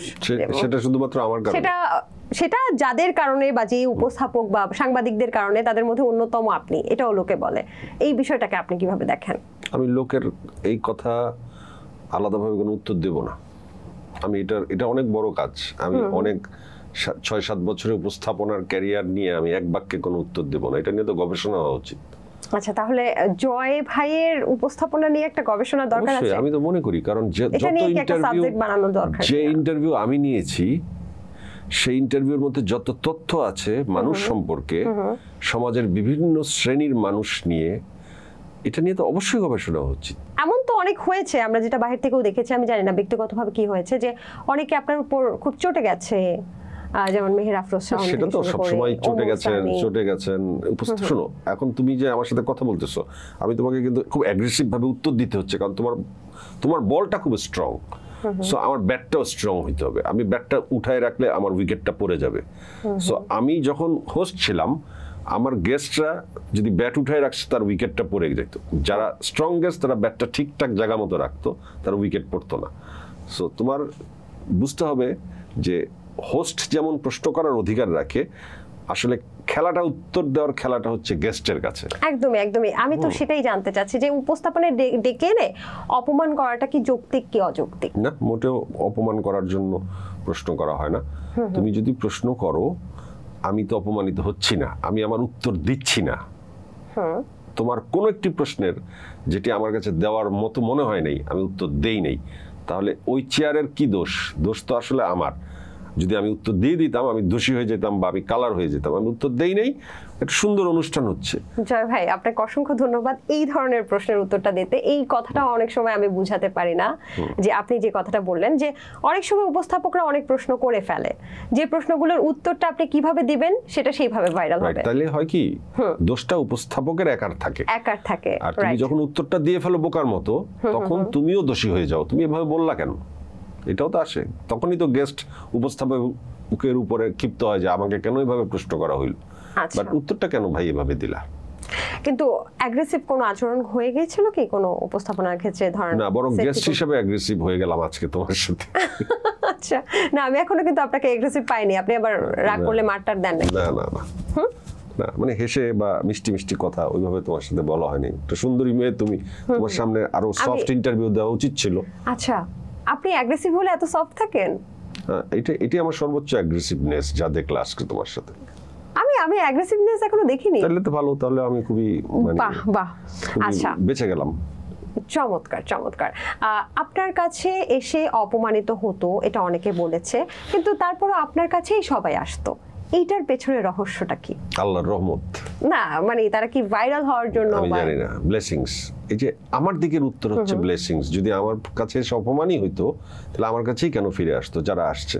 তার মানে এটা আমার নিশ্চয়ই কোনো, আমার প্রতিভা আছে, আমার ভিতরে কোনো গুণ আছে, বা আমার শোর কোনো পাওয়ার আছে, যেটাতে তারা আসতো। আচ্ছা, আপনার সেই অ্যাটাকিং মোডে প্রশ্ন করাগুলোর জন্য কি আপনি দুঃখ প্রকাশ করেন কিনা, বা আমার জন্য কোনো পরামর্শ বা আমাদের নতুনদের জন্য কোনো পরামর্শ আছে কিনা? অনেক পরামর্শ আছে, বলেন। তোমরা যেটা ভুল করতেছো, যে জয় ভাই উপস্থাপনার একটা নতুন ধরন তৈরি করে দিচ্ছে, সবাই আমরা এই ধরনের অ্যাটাকিং প্রশ্ন করব, এবং আমরা মার্কেটে গিয়ে জিজ্ঞেস করবো যে বাজেট কত, কয় টাকা আপনার ঈদের বাজেট, আপনার ঘড়ির দাম কত, সবাইকে গণহারে জিজ্ঞেস করবো। শুনো, প্রত্যেকটা জিনিস লেবু বেশি কচলাইলে কিন্তু তিতা হয়ে যায়। যেটা আমি কচলায় আসছি, সেটা আর কচলাইলে তিতা হয়ে যাবে না। আমি লেবুটার রসটা নিয়ে নিচ্ছি। এখন তুমি কচলানো লেবুটা ধরে যদি তুমি খালি কচলাও, তুমি কিন্তু রস পাবা না। আমার জন্য না, তুমি তো বলছো, তুমি নতুনদের জন্য বলছেন। সবার কথা বলছি যে তোমরা যদি এইভাবে চিন্তা করো, এখন এটা খাবে না, এখন তোমরা অনেক বেশি বদনামের ভাগিদার হয়ে যাবা। তোমরা হয়তো মাথার উপর আমাকে রাইখা বাচ্চা যেতে চাইবা যে জয় ভাই শিখাই দিচ্ছে। আমি তো ধৈরা ক্লাস করে শিখাই নাই। এখানে আমারটার ভিতরে যে ইনফরমেশন, আমার শোর থেকে যত ইনফরমেশন আসছে, আগে সেই ইনফরমেশনগুলি তোমরা বের করো, তারপর মানুষের সস্তা সস্তা বিনোদনগুলোকে দিয়ে মানুষকে আসলে এন্টারটেইন করো। বাট ইনফরমেশন কোথায় তোমাদের শোতে? আচ্ছা, আমরা আগে জানতে চাই। ধরো আমি পরিমণিকে ইন্টারভিউ করলে আমি তার সম্পর্কে আগে সব জানবো, দেন আমার দুইটা টপিকস থাকবে যেটা ভাইরাল হবে বা যেটা দিয়ে সে বিতর্কিত হবে, তুমি আলোচিত হবা। কিন্তু তুমি ইনফরমেশন তো আমাকে 8টা দিবা। তোমাদের শোতে কোনো ইনফরমেশন নাই, তোমাদের শোতে শুধু আসে খালি সস্তা কথা। ইনফরমেশন বের করো। আজকে পুরো শোতে কি আপনি সস্তা কথা বলছেন? আমি আমার শোর কথা বলছি না, আমি ইন জেনারেল বলছেন। আচ্ছা, সেক্ষেত্রে আরেকটা বিষয় আসে যে আল্লাহ প্রদত্ত যে সৃষ্টি, যে সৌন্দর্য বা মানুষের অবয়ব, সেখানকে সেই বিষয়গুলোকেও ছোট করে আপনি অনেক সময় কটাক্ষ করেছেন আপনার শোতে এনে। সেই বিষয়গুলো আমি কি কিছু উদাহরণ দিব আপনাকে? যেমন আপনি মোহাম্মদ ইকবালকে বলেছেন টাকলা, প্রিন্স মামুনকে বলেছেন টিয়া পাখির মতো দেখা যায় চুল, তারপর শাবনূরকে যখন জড়িয়ে ধরলেন বললেন যে খুব শুকনা মানুষকে জড়িয়ে ধরেছি, তার বডি শেমিং করেছেন। এই বিষয়গুলো লোকে বলে, এই বিষয়গুলো নিয়ে কি বলবেন?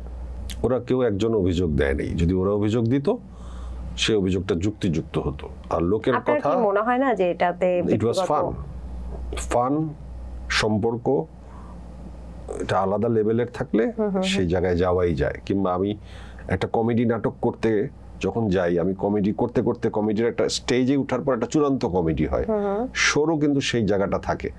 শো আমি যখন টাকলা মুরাদ, আপনাকে কি লোকে টাকলা মুরাদ বলে? আপনাকে লোকে টাকলা মুরাদ বলে, তো লোকে তো বলতোই টাকলা মুরাদ। উনি উত্তর সেটা ক্লিয়ার করে দিছে না। আপনাকেও কি লোকে ভালো বলে নাকি? আমাকে ধমক দিয়ে কথা বলছে না টাকলা মুরাদ। হ্যাঁ, টাকলা মুরাদ বা টাকলা ইকবাল, যেটা আমরা বলছি, ওনাকে বলে না সবাই সাকিবিয়ানরা টাকলা ইকবাল বলে ডাকে। সো এটা, আর শাবনুরের সাথে আমার সম্পর্ক ফান।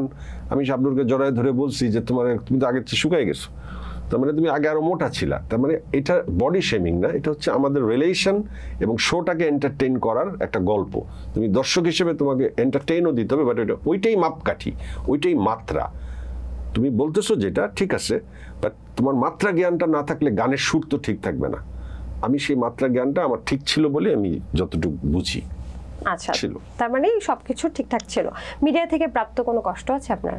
এই যে তোমরা আমাকে আজে বাজে গালাগালি করো, এটাই আমার কষ্ট। ভালো তো বলে আপনাকে, মানে জয় একটা ব্র্যান্ড হয়। আমি জানি না, ভালো এখন শুনি না, খালি খারাপ কথা শুনি, তো এই জন্য মাথার মধ্যে খারাপটাই ঢুকে আসে। এই জন্য গালাগালি কম করো, সবাই আমাকে আদর করো, ভালোবাসো। আমি শিল্পী মানুষ, এই ভালোবাসাটা দাও। এই ভালোবাসাটা তো আমরা শোতে দিতে পারি না জয় ভাই, আপনি তো খুব পারেন। আপনি দেখি যে নায়িকাদের হাত ধরে ফেলেন, নায়িকাদের হাতে চুমু দেন, তারপরে দেখলাম বর্ষার অনন্ত জলিলের বউ বর্ষাকেও হাত ধরে ফেলেছেন, তারপর খন্দকার মুস্তাকের যে বউ তিশা, তাকেও আপনি ঘাড়ে হাত দিয়েছেন। মুস্তাক ভাই কিন্তু আমার শোতে এসে বিচার দিয়েছে যে ওনার যে সেটা একদমই পছন্দ হয় নাই।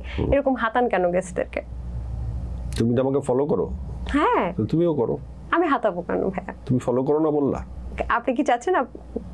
আমার তোমার দরকার নাই, তোমাকে তো আমি আজকে পরামর্শ দিয়ে গেলাম যে এরপরে আসলে পরে তুমি যাকে পাবা, তুমি আমাকে যা যা আমি করছি তাই করো। হ্যাঁ, মুস্তাক ভাই অনেক কষ্ট পেয়েছে, বলে গেছে। মুস্তাক ভাই আমার সাথে কষ্টের কথা কিছুই বলে নাই, উনি আমাকে বলেছে, গণমাধ্যমেও আছে সেটা, আমি আপনাকে দেখাতে পারি। এক সময় এক কথা বলে যদি বলেছে আমার উইদাউট মাই কনসার্ন জয় আমার স্ত্রীর গায়ে হাত দিয়েছে। হোক, তার বিচার দেখ, মামলা দিয়ে দেখ। কোথায় বিচার দেবে ভাই? এটা তো মামলা হয় না। বাংলাদেশে আছে না, বাংলাদেশে মামলা হয় না, বা বাংলাদেশে আইন আছে না, হ্যাঁ, সবকিছু যে যদি করে থাকি দিবে, বিচার হবে, আমার লয়ার থাকবে। আচ্ছা, সর্বশেষ কবে কেঁদেছেন? সর্বশেষ কবে কেঁদেছেন? হ্যাঁ, কান্না হয় প্রায়, আল্লাহর কাছে কাঁদি, নিজের অনেক অনেক আপনজনের জন্য কান্না পায়, ঠিক আছে, ছেলের জন্য কান্না পায়, বাবা নাই বাবার জন্য কান্না পায়। এই যে মানুষ ভুল বুঝে যখন, তখন কষ্ট লাগে, বোঝাতে পারি না যখন অনেক কিছু করেও যে আমার কোনো অপরাধ নাই, আমি তেমন কোনো অপরাধী না, আমি একজন মানুষ যার ভুল হতে পারে কিন্তু অপরাধ নাই। ভুল সবাই করতে পারে মানুষ, কিন্তু অপরাধ করাটা অপরাধ। একদমই একদমই। তো এই জায়গাটা যখন বোঝাতে পারি না তখন কষ্ট হয়, চোখে পানি আসে, কান্না আসে। চাই যে একটা সুন্দর ভুল বুঝাবুঝির অবসান হোক সকলের প্রতি, সকলের। আমরাও সেটাই চাই, যেন ভুল বুঝাবুঝির অবসান হোক। এবং শিল্পীদের প্রতি, আসলে শিল্পীদেরকে তো আমরা আসলে শিল্পী সত্তা হিসেবেই চিনি। শিল্পী অনেক বড় পৃথিবীব্যাপী। তুমি যদি দেখো নেটফ্লিক্স, প্রাইম, অ্যামাজন, হইচই, চরকি, এই যে কাজগুলো হচ্ছে আমাদের, এত ভালো ভালো, এত বড় বড় শিল্পীর যে কত বড় ক্ষমতা, শিল্পী যে কত বড় ক্রেজ। আজকে একটা টাইটানিক ছবির নায়ক লিওনার্দো, তাকে যদি দেখো তুমি, কেমন তোমার স্পিরিট লাগবে। তো এত বড় শিল্পী আমাদের চোখের সামনে উদাহরণ থাকার পর, আমরা যখন শিল্পীরা ছোটখাটো ধরো ইস্যুতে আমরা খুব অপমানিত হই, সেই অপমান থেকে আমরা শিক্ষা গ্রহণ করে আমাদের বাকি জীবন আসলে সাজাতে হবে সবার। এখনো আমি মনে করি, যেমন আমাদের একটা রাজনৈতিক যে ভুলগুলো আমাদের অনেক শিল্পীর হয়ে গেছে, আমরা তেলবাজি, চাটুকারিতা, যারা অনেক বেশি করে ফেলা হয়েছে বা করা হয়েছে, বা সিস্টেমটাই এমন ছিল যে করতে বাধ্য। তো এই কালচার থেকে আমাদের বের হয়ে আমাদের আসলে সবার হতে হবে, কোনো দলের না। বাংলাদেশে অনেক দল থাকতে পারে, রাজনৈতিক অনেক মত আদর্শ থাকতে পারে, অনেক ধর্মও আছে, কিন্তু একজন শিল্পী সবার হবে। সবার হতে গেলে তাকে সব জায়গা থেকে বের হতে হবে। আচ্ছা, আওয়ামী লীগের সময় আওয়ামী লীগের শিল্পী, বিএনপির সময় বিএনপির শিল্পী, এভাবে না। কোনো শিল্পী কোনো দলেরই থাকা উচিত না। শিল্পী সবার জন্য থাকবে। এই জায়গায় যেদিন আমরা পৌঁছতে পারবো আমাদের সম্মান আসবে, এবং এখান থেকে আমাদের শিক্ষা, গত সরকার শিল্পীদের অপব্যবহার করে আমাদের এই শিক্ষা দিয়ে গেছে যে আমাদের ভবিষ্যৎ অত্যন্ত সতর্ক রাজনৈতিক স্টেপ হতে হবে। চমৎকার। একদম শেষ মুহূর্তে কিছু মানুষের নাম বলবো, তাদের সম্পর্কে একটা প্রশ্ন করবেন, আপনার যেটা মানে তার নাম শুনে যে প্রশ্নটা করতে ইচ্ছে করে। যাবো? যদি আমার তোমার নাম শোনার পরে প্রশ্নের উত্তর দিতে ইচ্ছা করে আমি দেবো, নাহলে দেবো না। ইটস আপ টু ইউ, আমি আপনাকে জোর করব না বা কিছু বলবো না। রিয়াজ, না রিয়াজ। ভাই আপনি কই? অপু বিশ্বাস। তুমি সুন্দর হয়ে গেলা কিভাবে অপু? আগের থেকেও? আচ্ছা। বুবলি।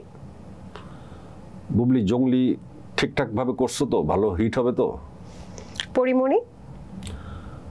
পরিমণি তুমি আমাকে ক্ষমা করে দিও। কেন? এটাই বলবো, ও বুঝে নিবে কেন? এখন তো জানতে ইচ্ছা করছে। না আমি এখন তোমাকে বলবো না, তুমি লাইনে। শরীফুল রাজ। শরীফুল রাজ তুমিও আমাকে ক্ষমা করে দিও। ওকে। পপি। পপি এত কিছু হইলো আমার কিছু বললা না কেন? আমার আগে জানাইতা। শাবনূর। তুই সিনেমা করিস না আপাতত, আর করলে আমার সাথে করিস। মৌসুমী। আপা আপনার সাথে আমার অনেক কথা আছে, সময় কবে দিবেন? আব্দুল নূর তুষার। তুষার ভাই আমাকে ভালোবাসেন। আপনাকে হিট করে? আমি আমারটা বলতেছি, আমার মানে এটার সাথে আমার। পূর্ণিমা। পূর্ণিমা তোমার অনেকদিন দেখি না, দেখতে চাই। ফেরদৌস ভাই আপনি আমাদের একটু ক্ষতিই করছেন। আপনারা কে বলছে এমপি হইতে? আর এই আপনি সব শিল্পী নিয়ে টান মাইরা আজকে সবাই বিপদে ফেলাইছেন। আর জি কিপ্রিয়া। ভাই আপনি অনেক দূর যাবেন, আপনার সাথে আমি আসি। জায়েদ খান। জায়েদ ভাই আপনি দেশে আসেন, আপনার কিচ্ছু হবে না। বাহ, চমৎকার। থ্যাংক ইউ সো মাচ জয় ভাই। আশা করছি আপনার খুব ভালো লেগেছে অনুষ্ঠানে এসে। কি ভালো লাগেনি? ভালো লাগছে। হ্যাঁ, ভালো সময় কাটছে। Thank you so much for joining with us. Thank you, ভালো থাকো। থ্যাংক ইউ সমৃদ্ধি। আর আমার কথায় যদি কোনো কথায় যদি তোমার মনে সামান্য কষ্ট পেয়ে থাকো, ক্ষমা করে দিও। জয় ভাই কি বলেন, আমি অনেক মজা পেয়েছি এবং আপনি আমার শোতে এসেছেন, আমি খুবই খুবই খুবই খুশি। থ্যাংক ইউ ভেরি মাচ, ভালো থাকো। দর্শক, এই ছিল আজকের আয়োজন। আশা করছি আপনাদের পুরো আয়োজন ভালো লেগেছে। আগামী পর্বে আবার কোনো সেলিব্রিটি গেস্ট নিয়ে কিন্তু আমরা হাজির হয়ে যাব। সে পর্যন্ত ভালো থাকুন, সুস্থ থাকুন এবং আশেপাশের মানুষগুলোকে ভালো রাখুন।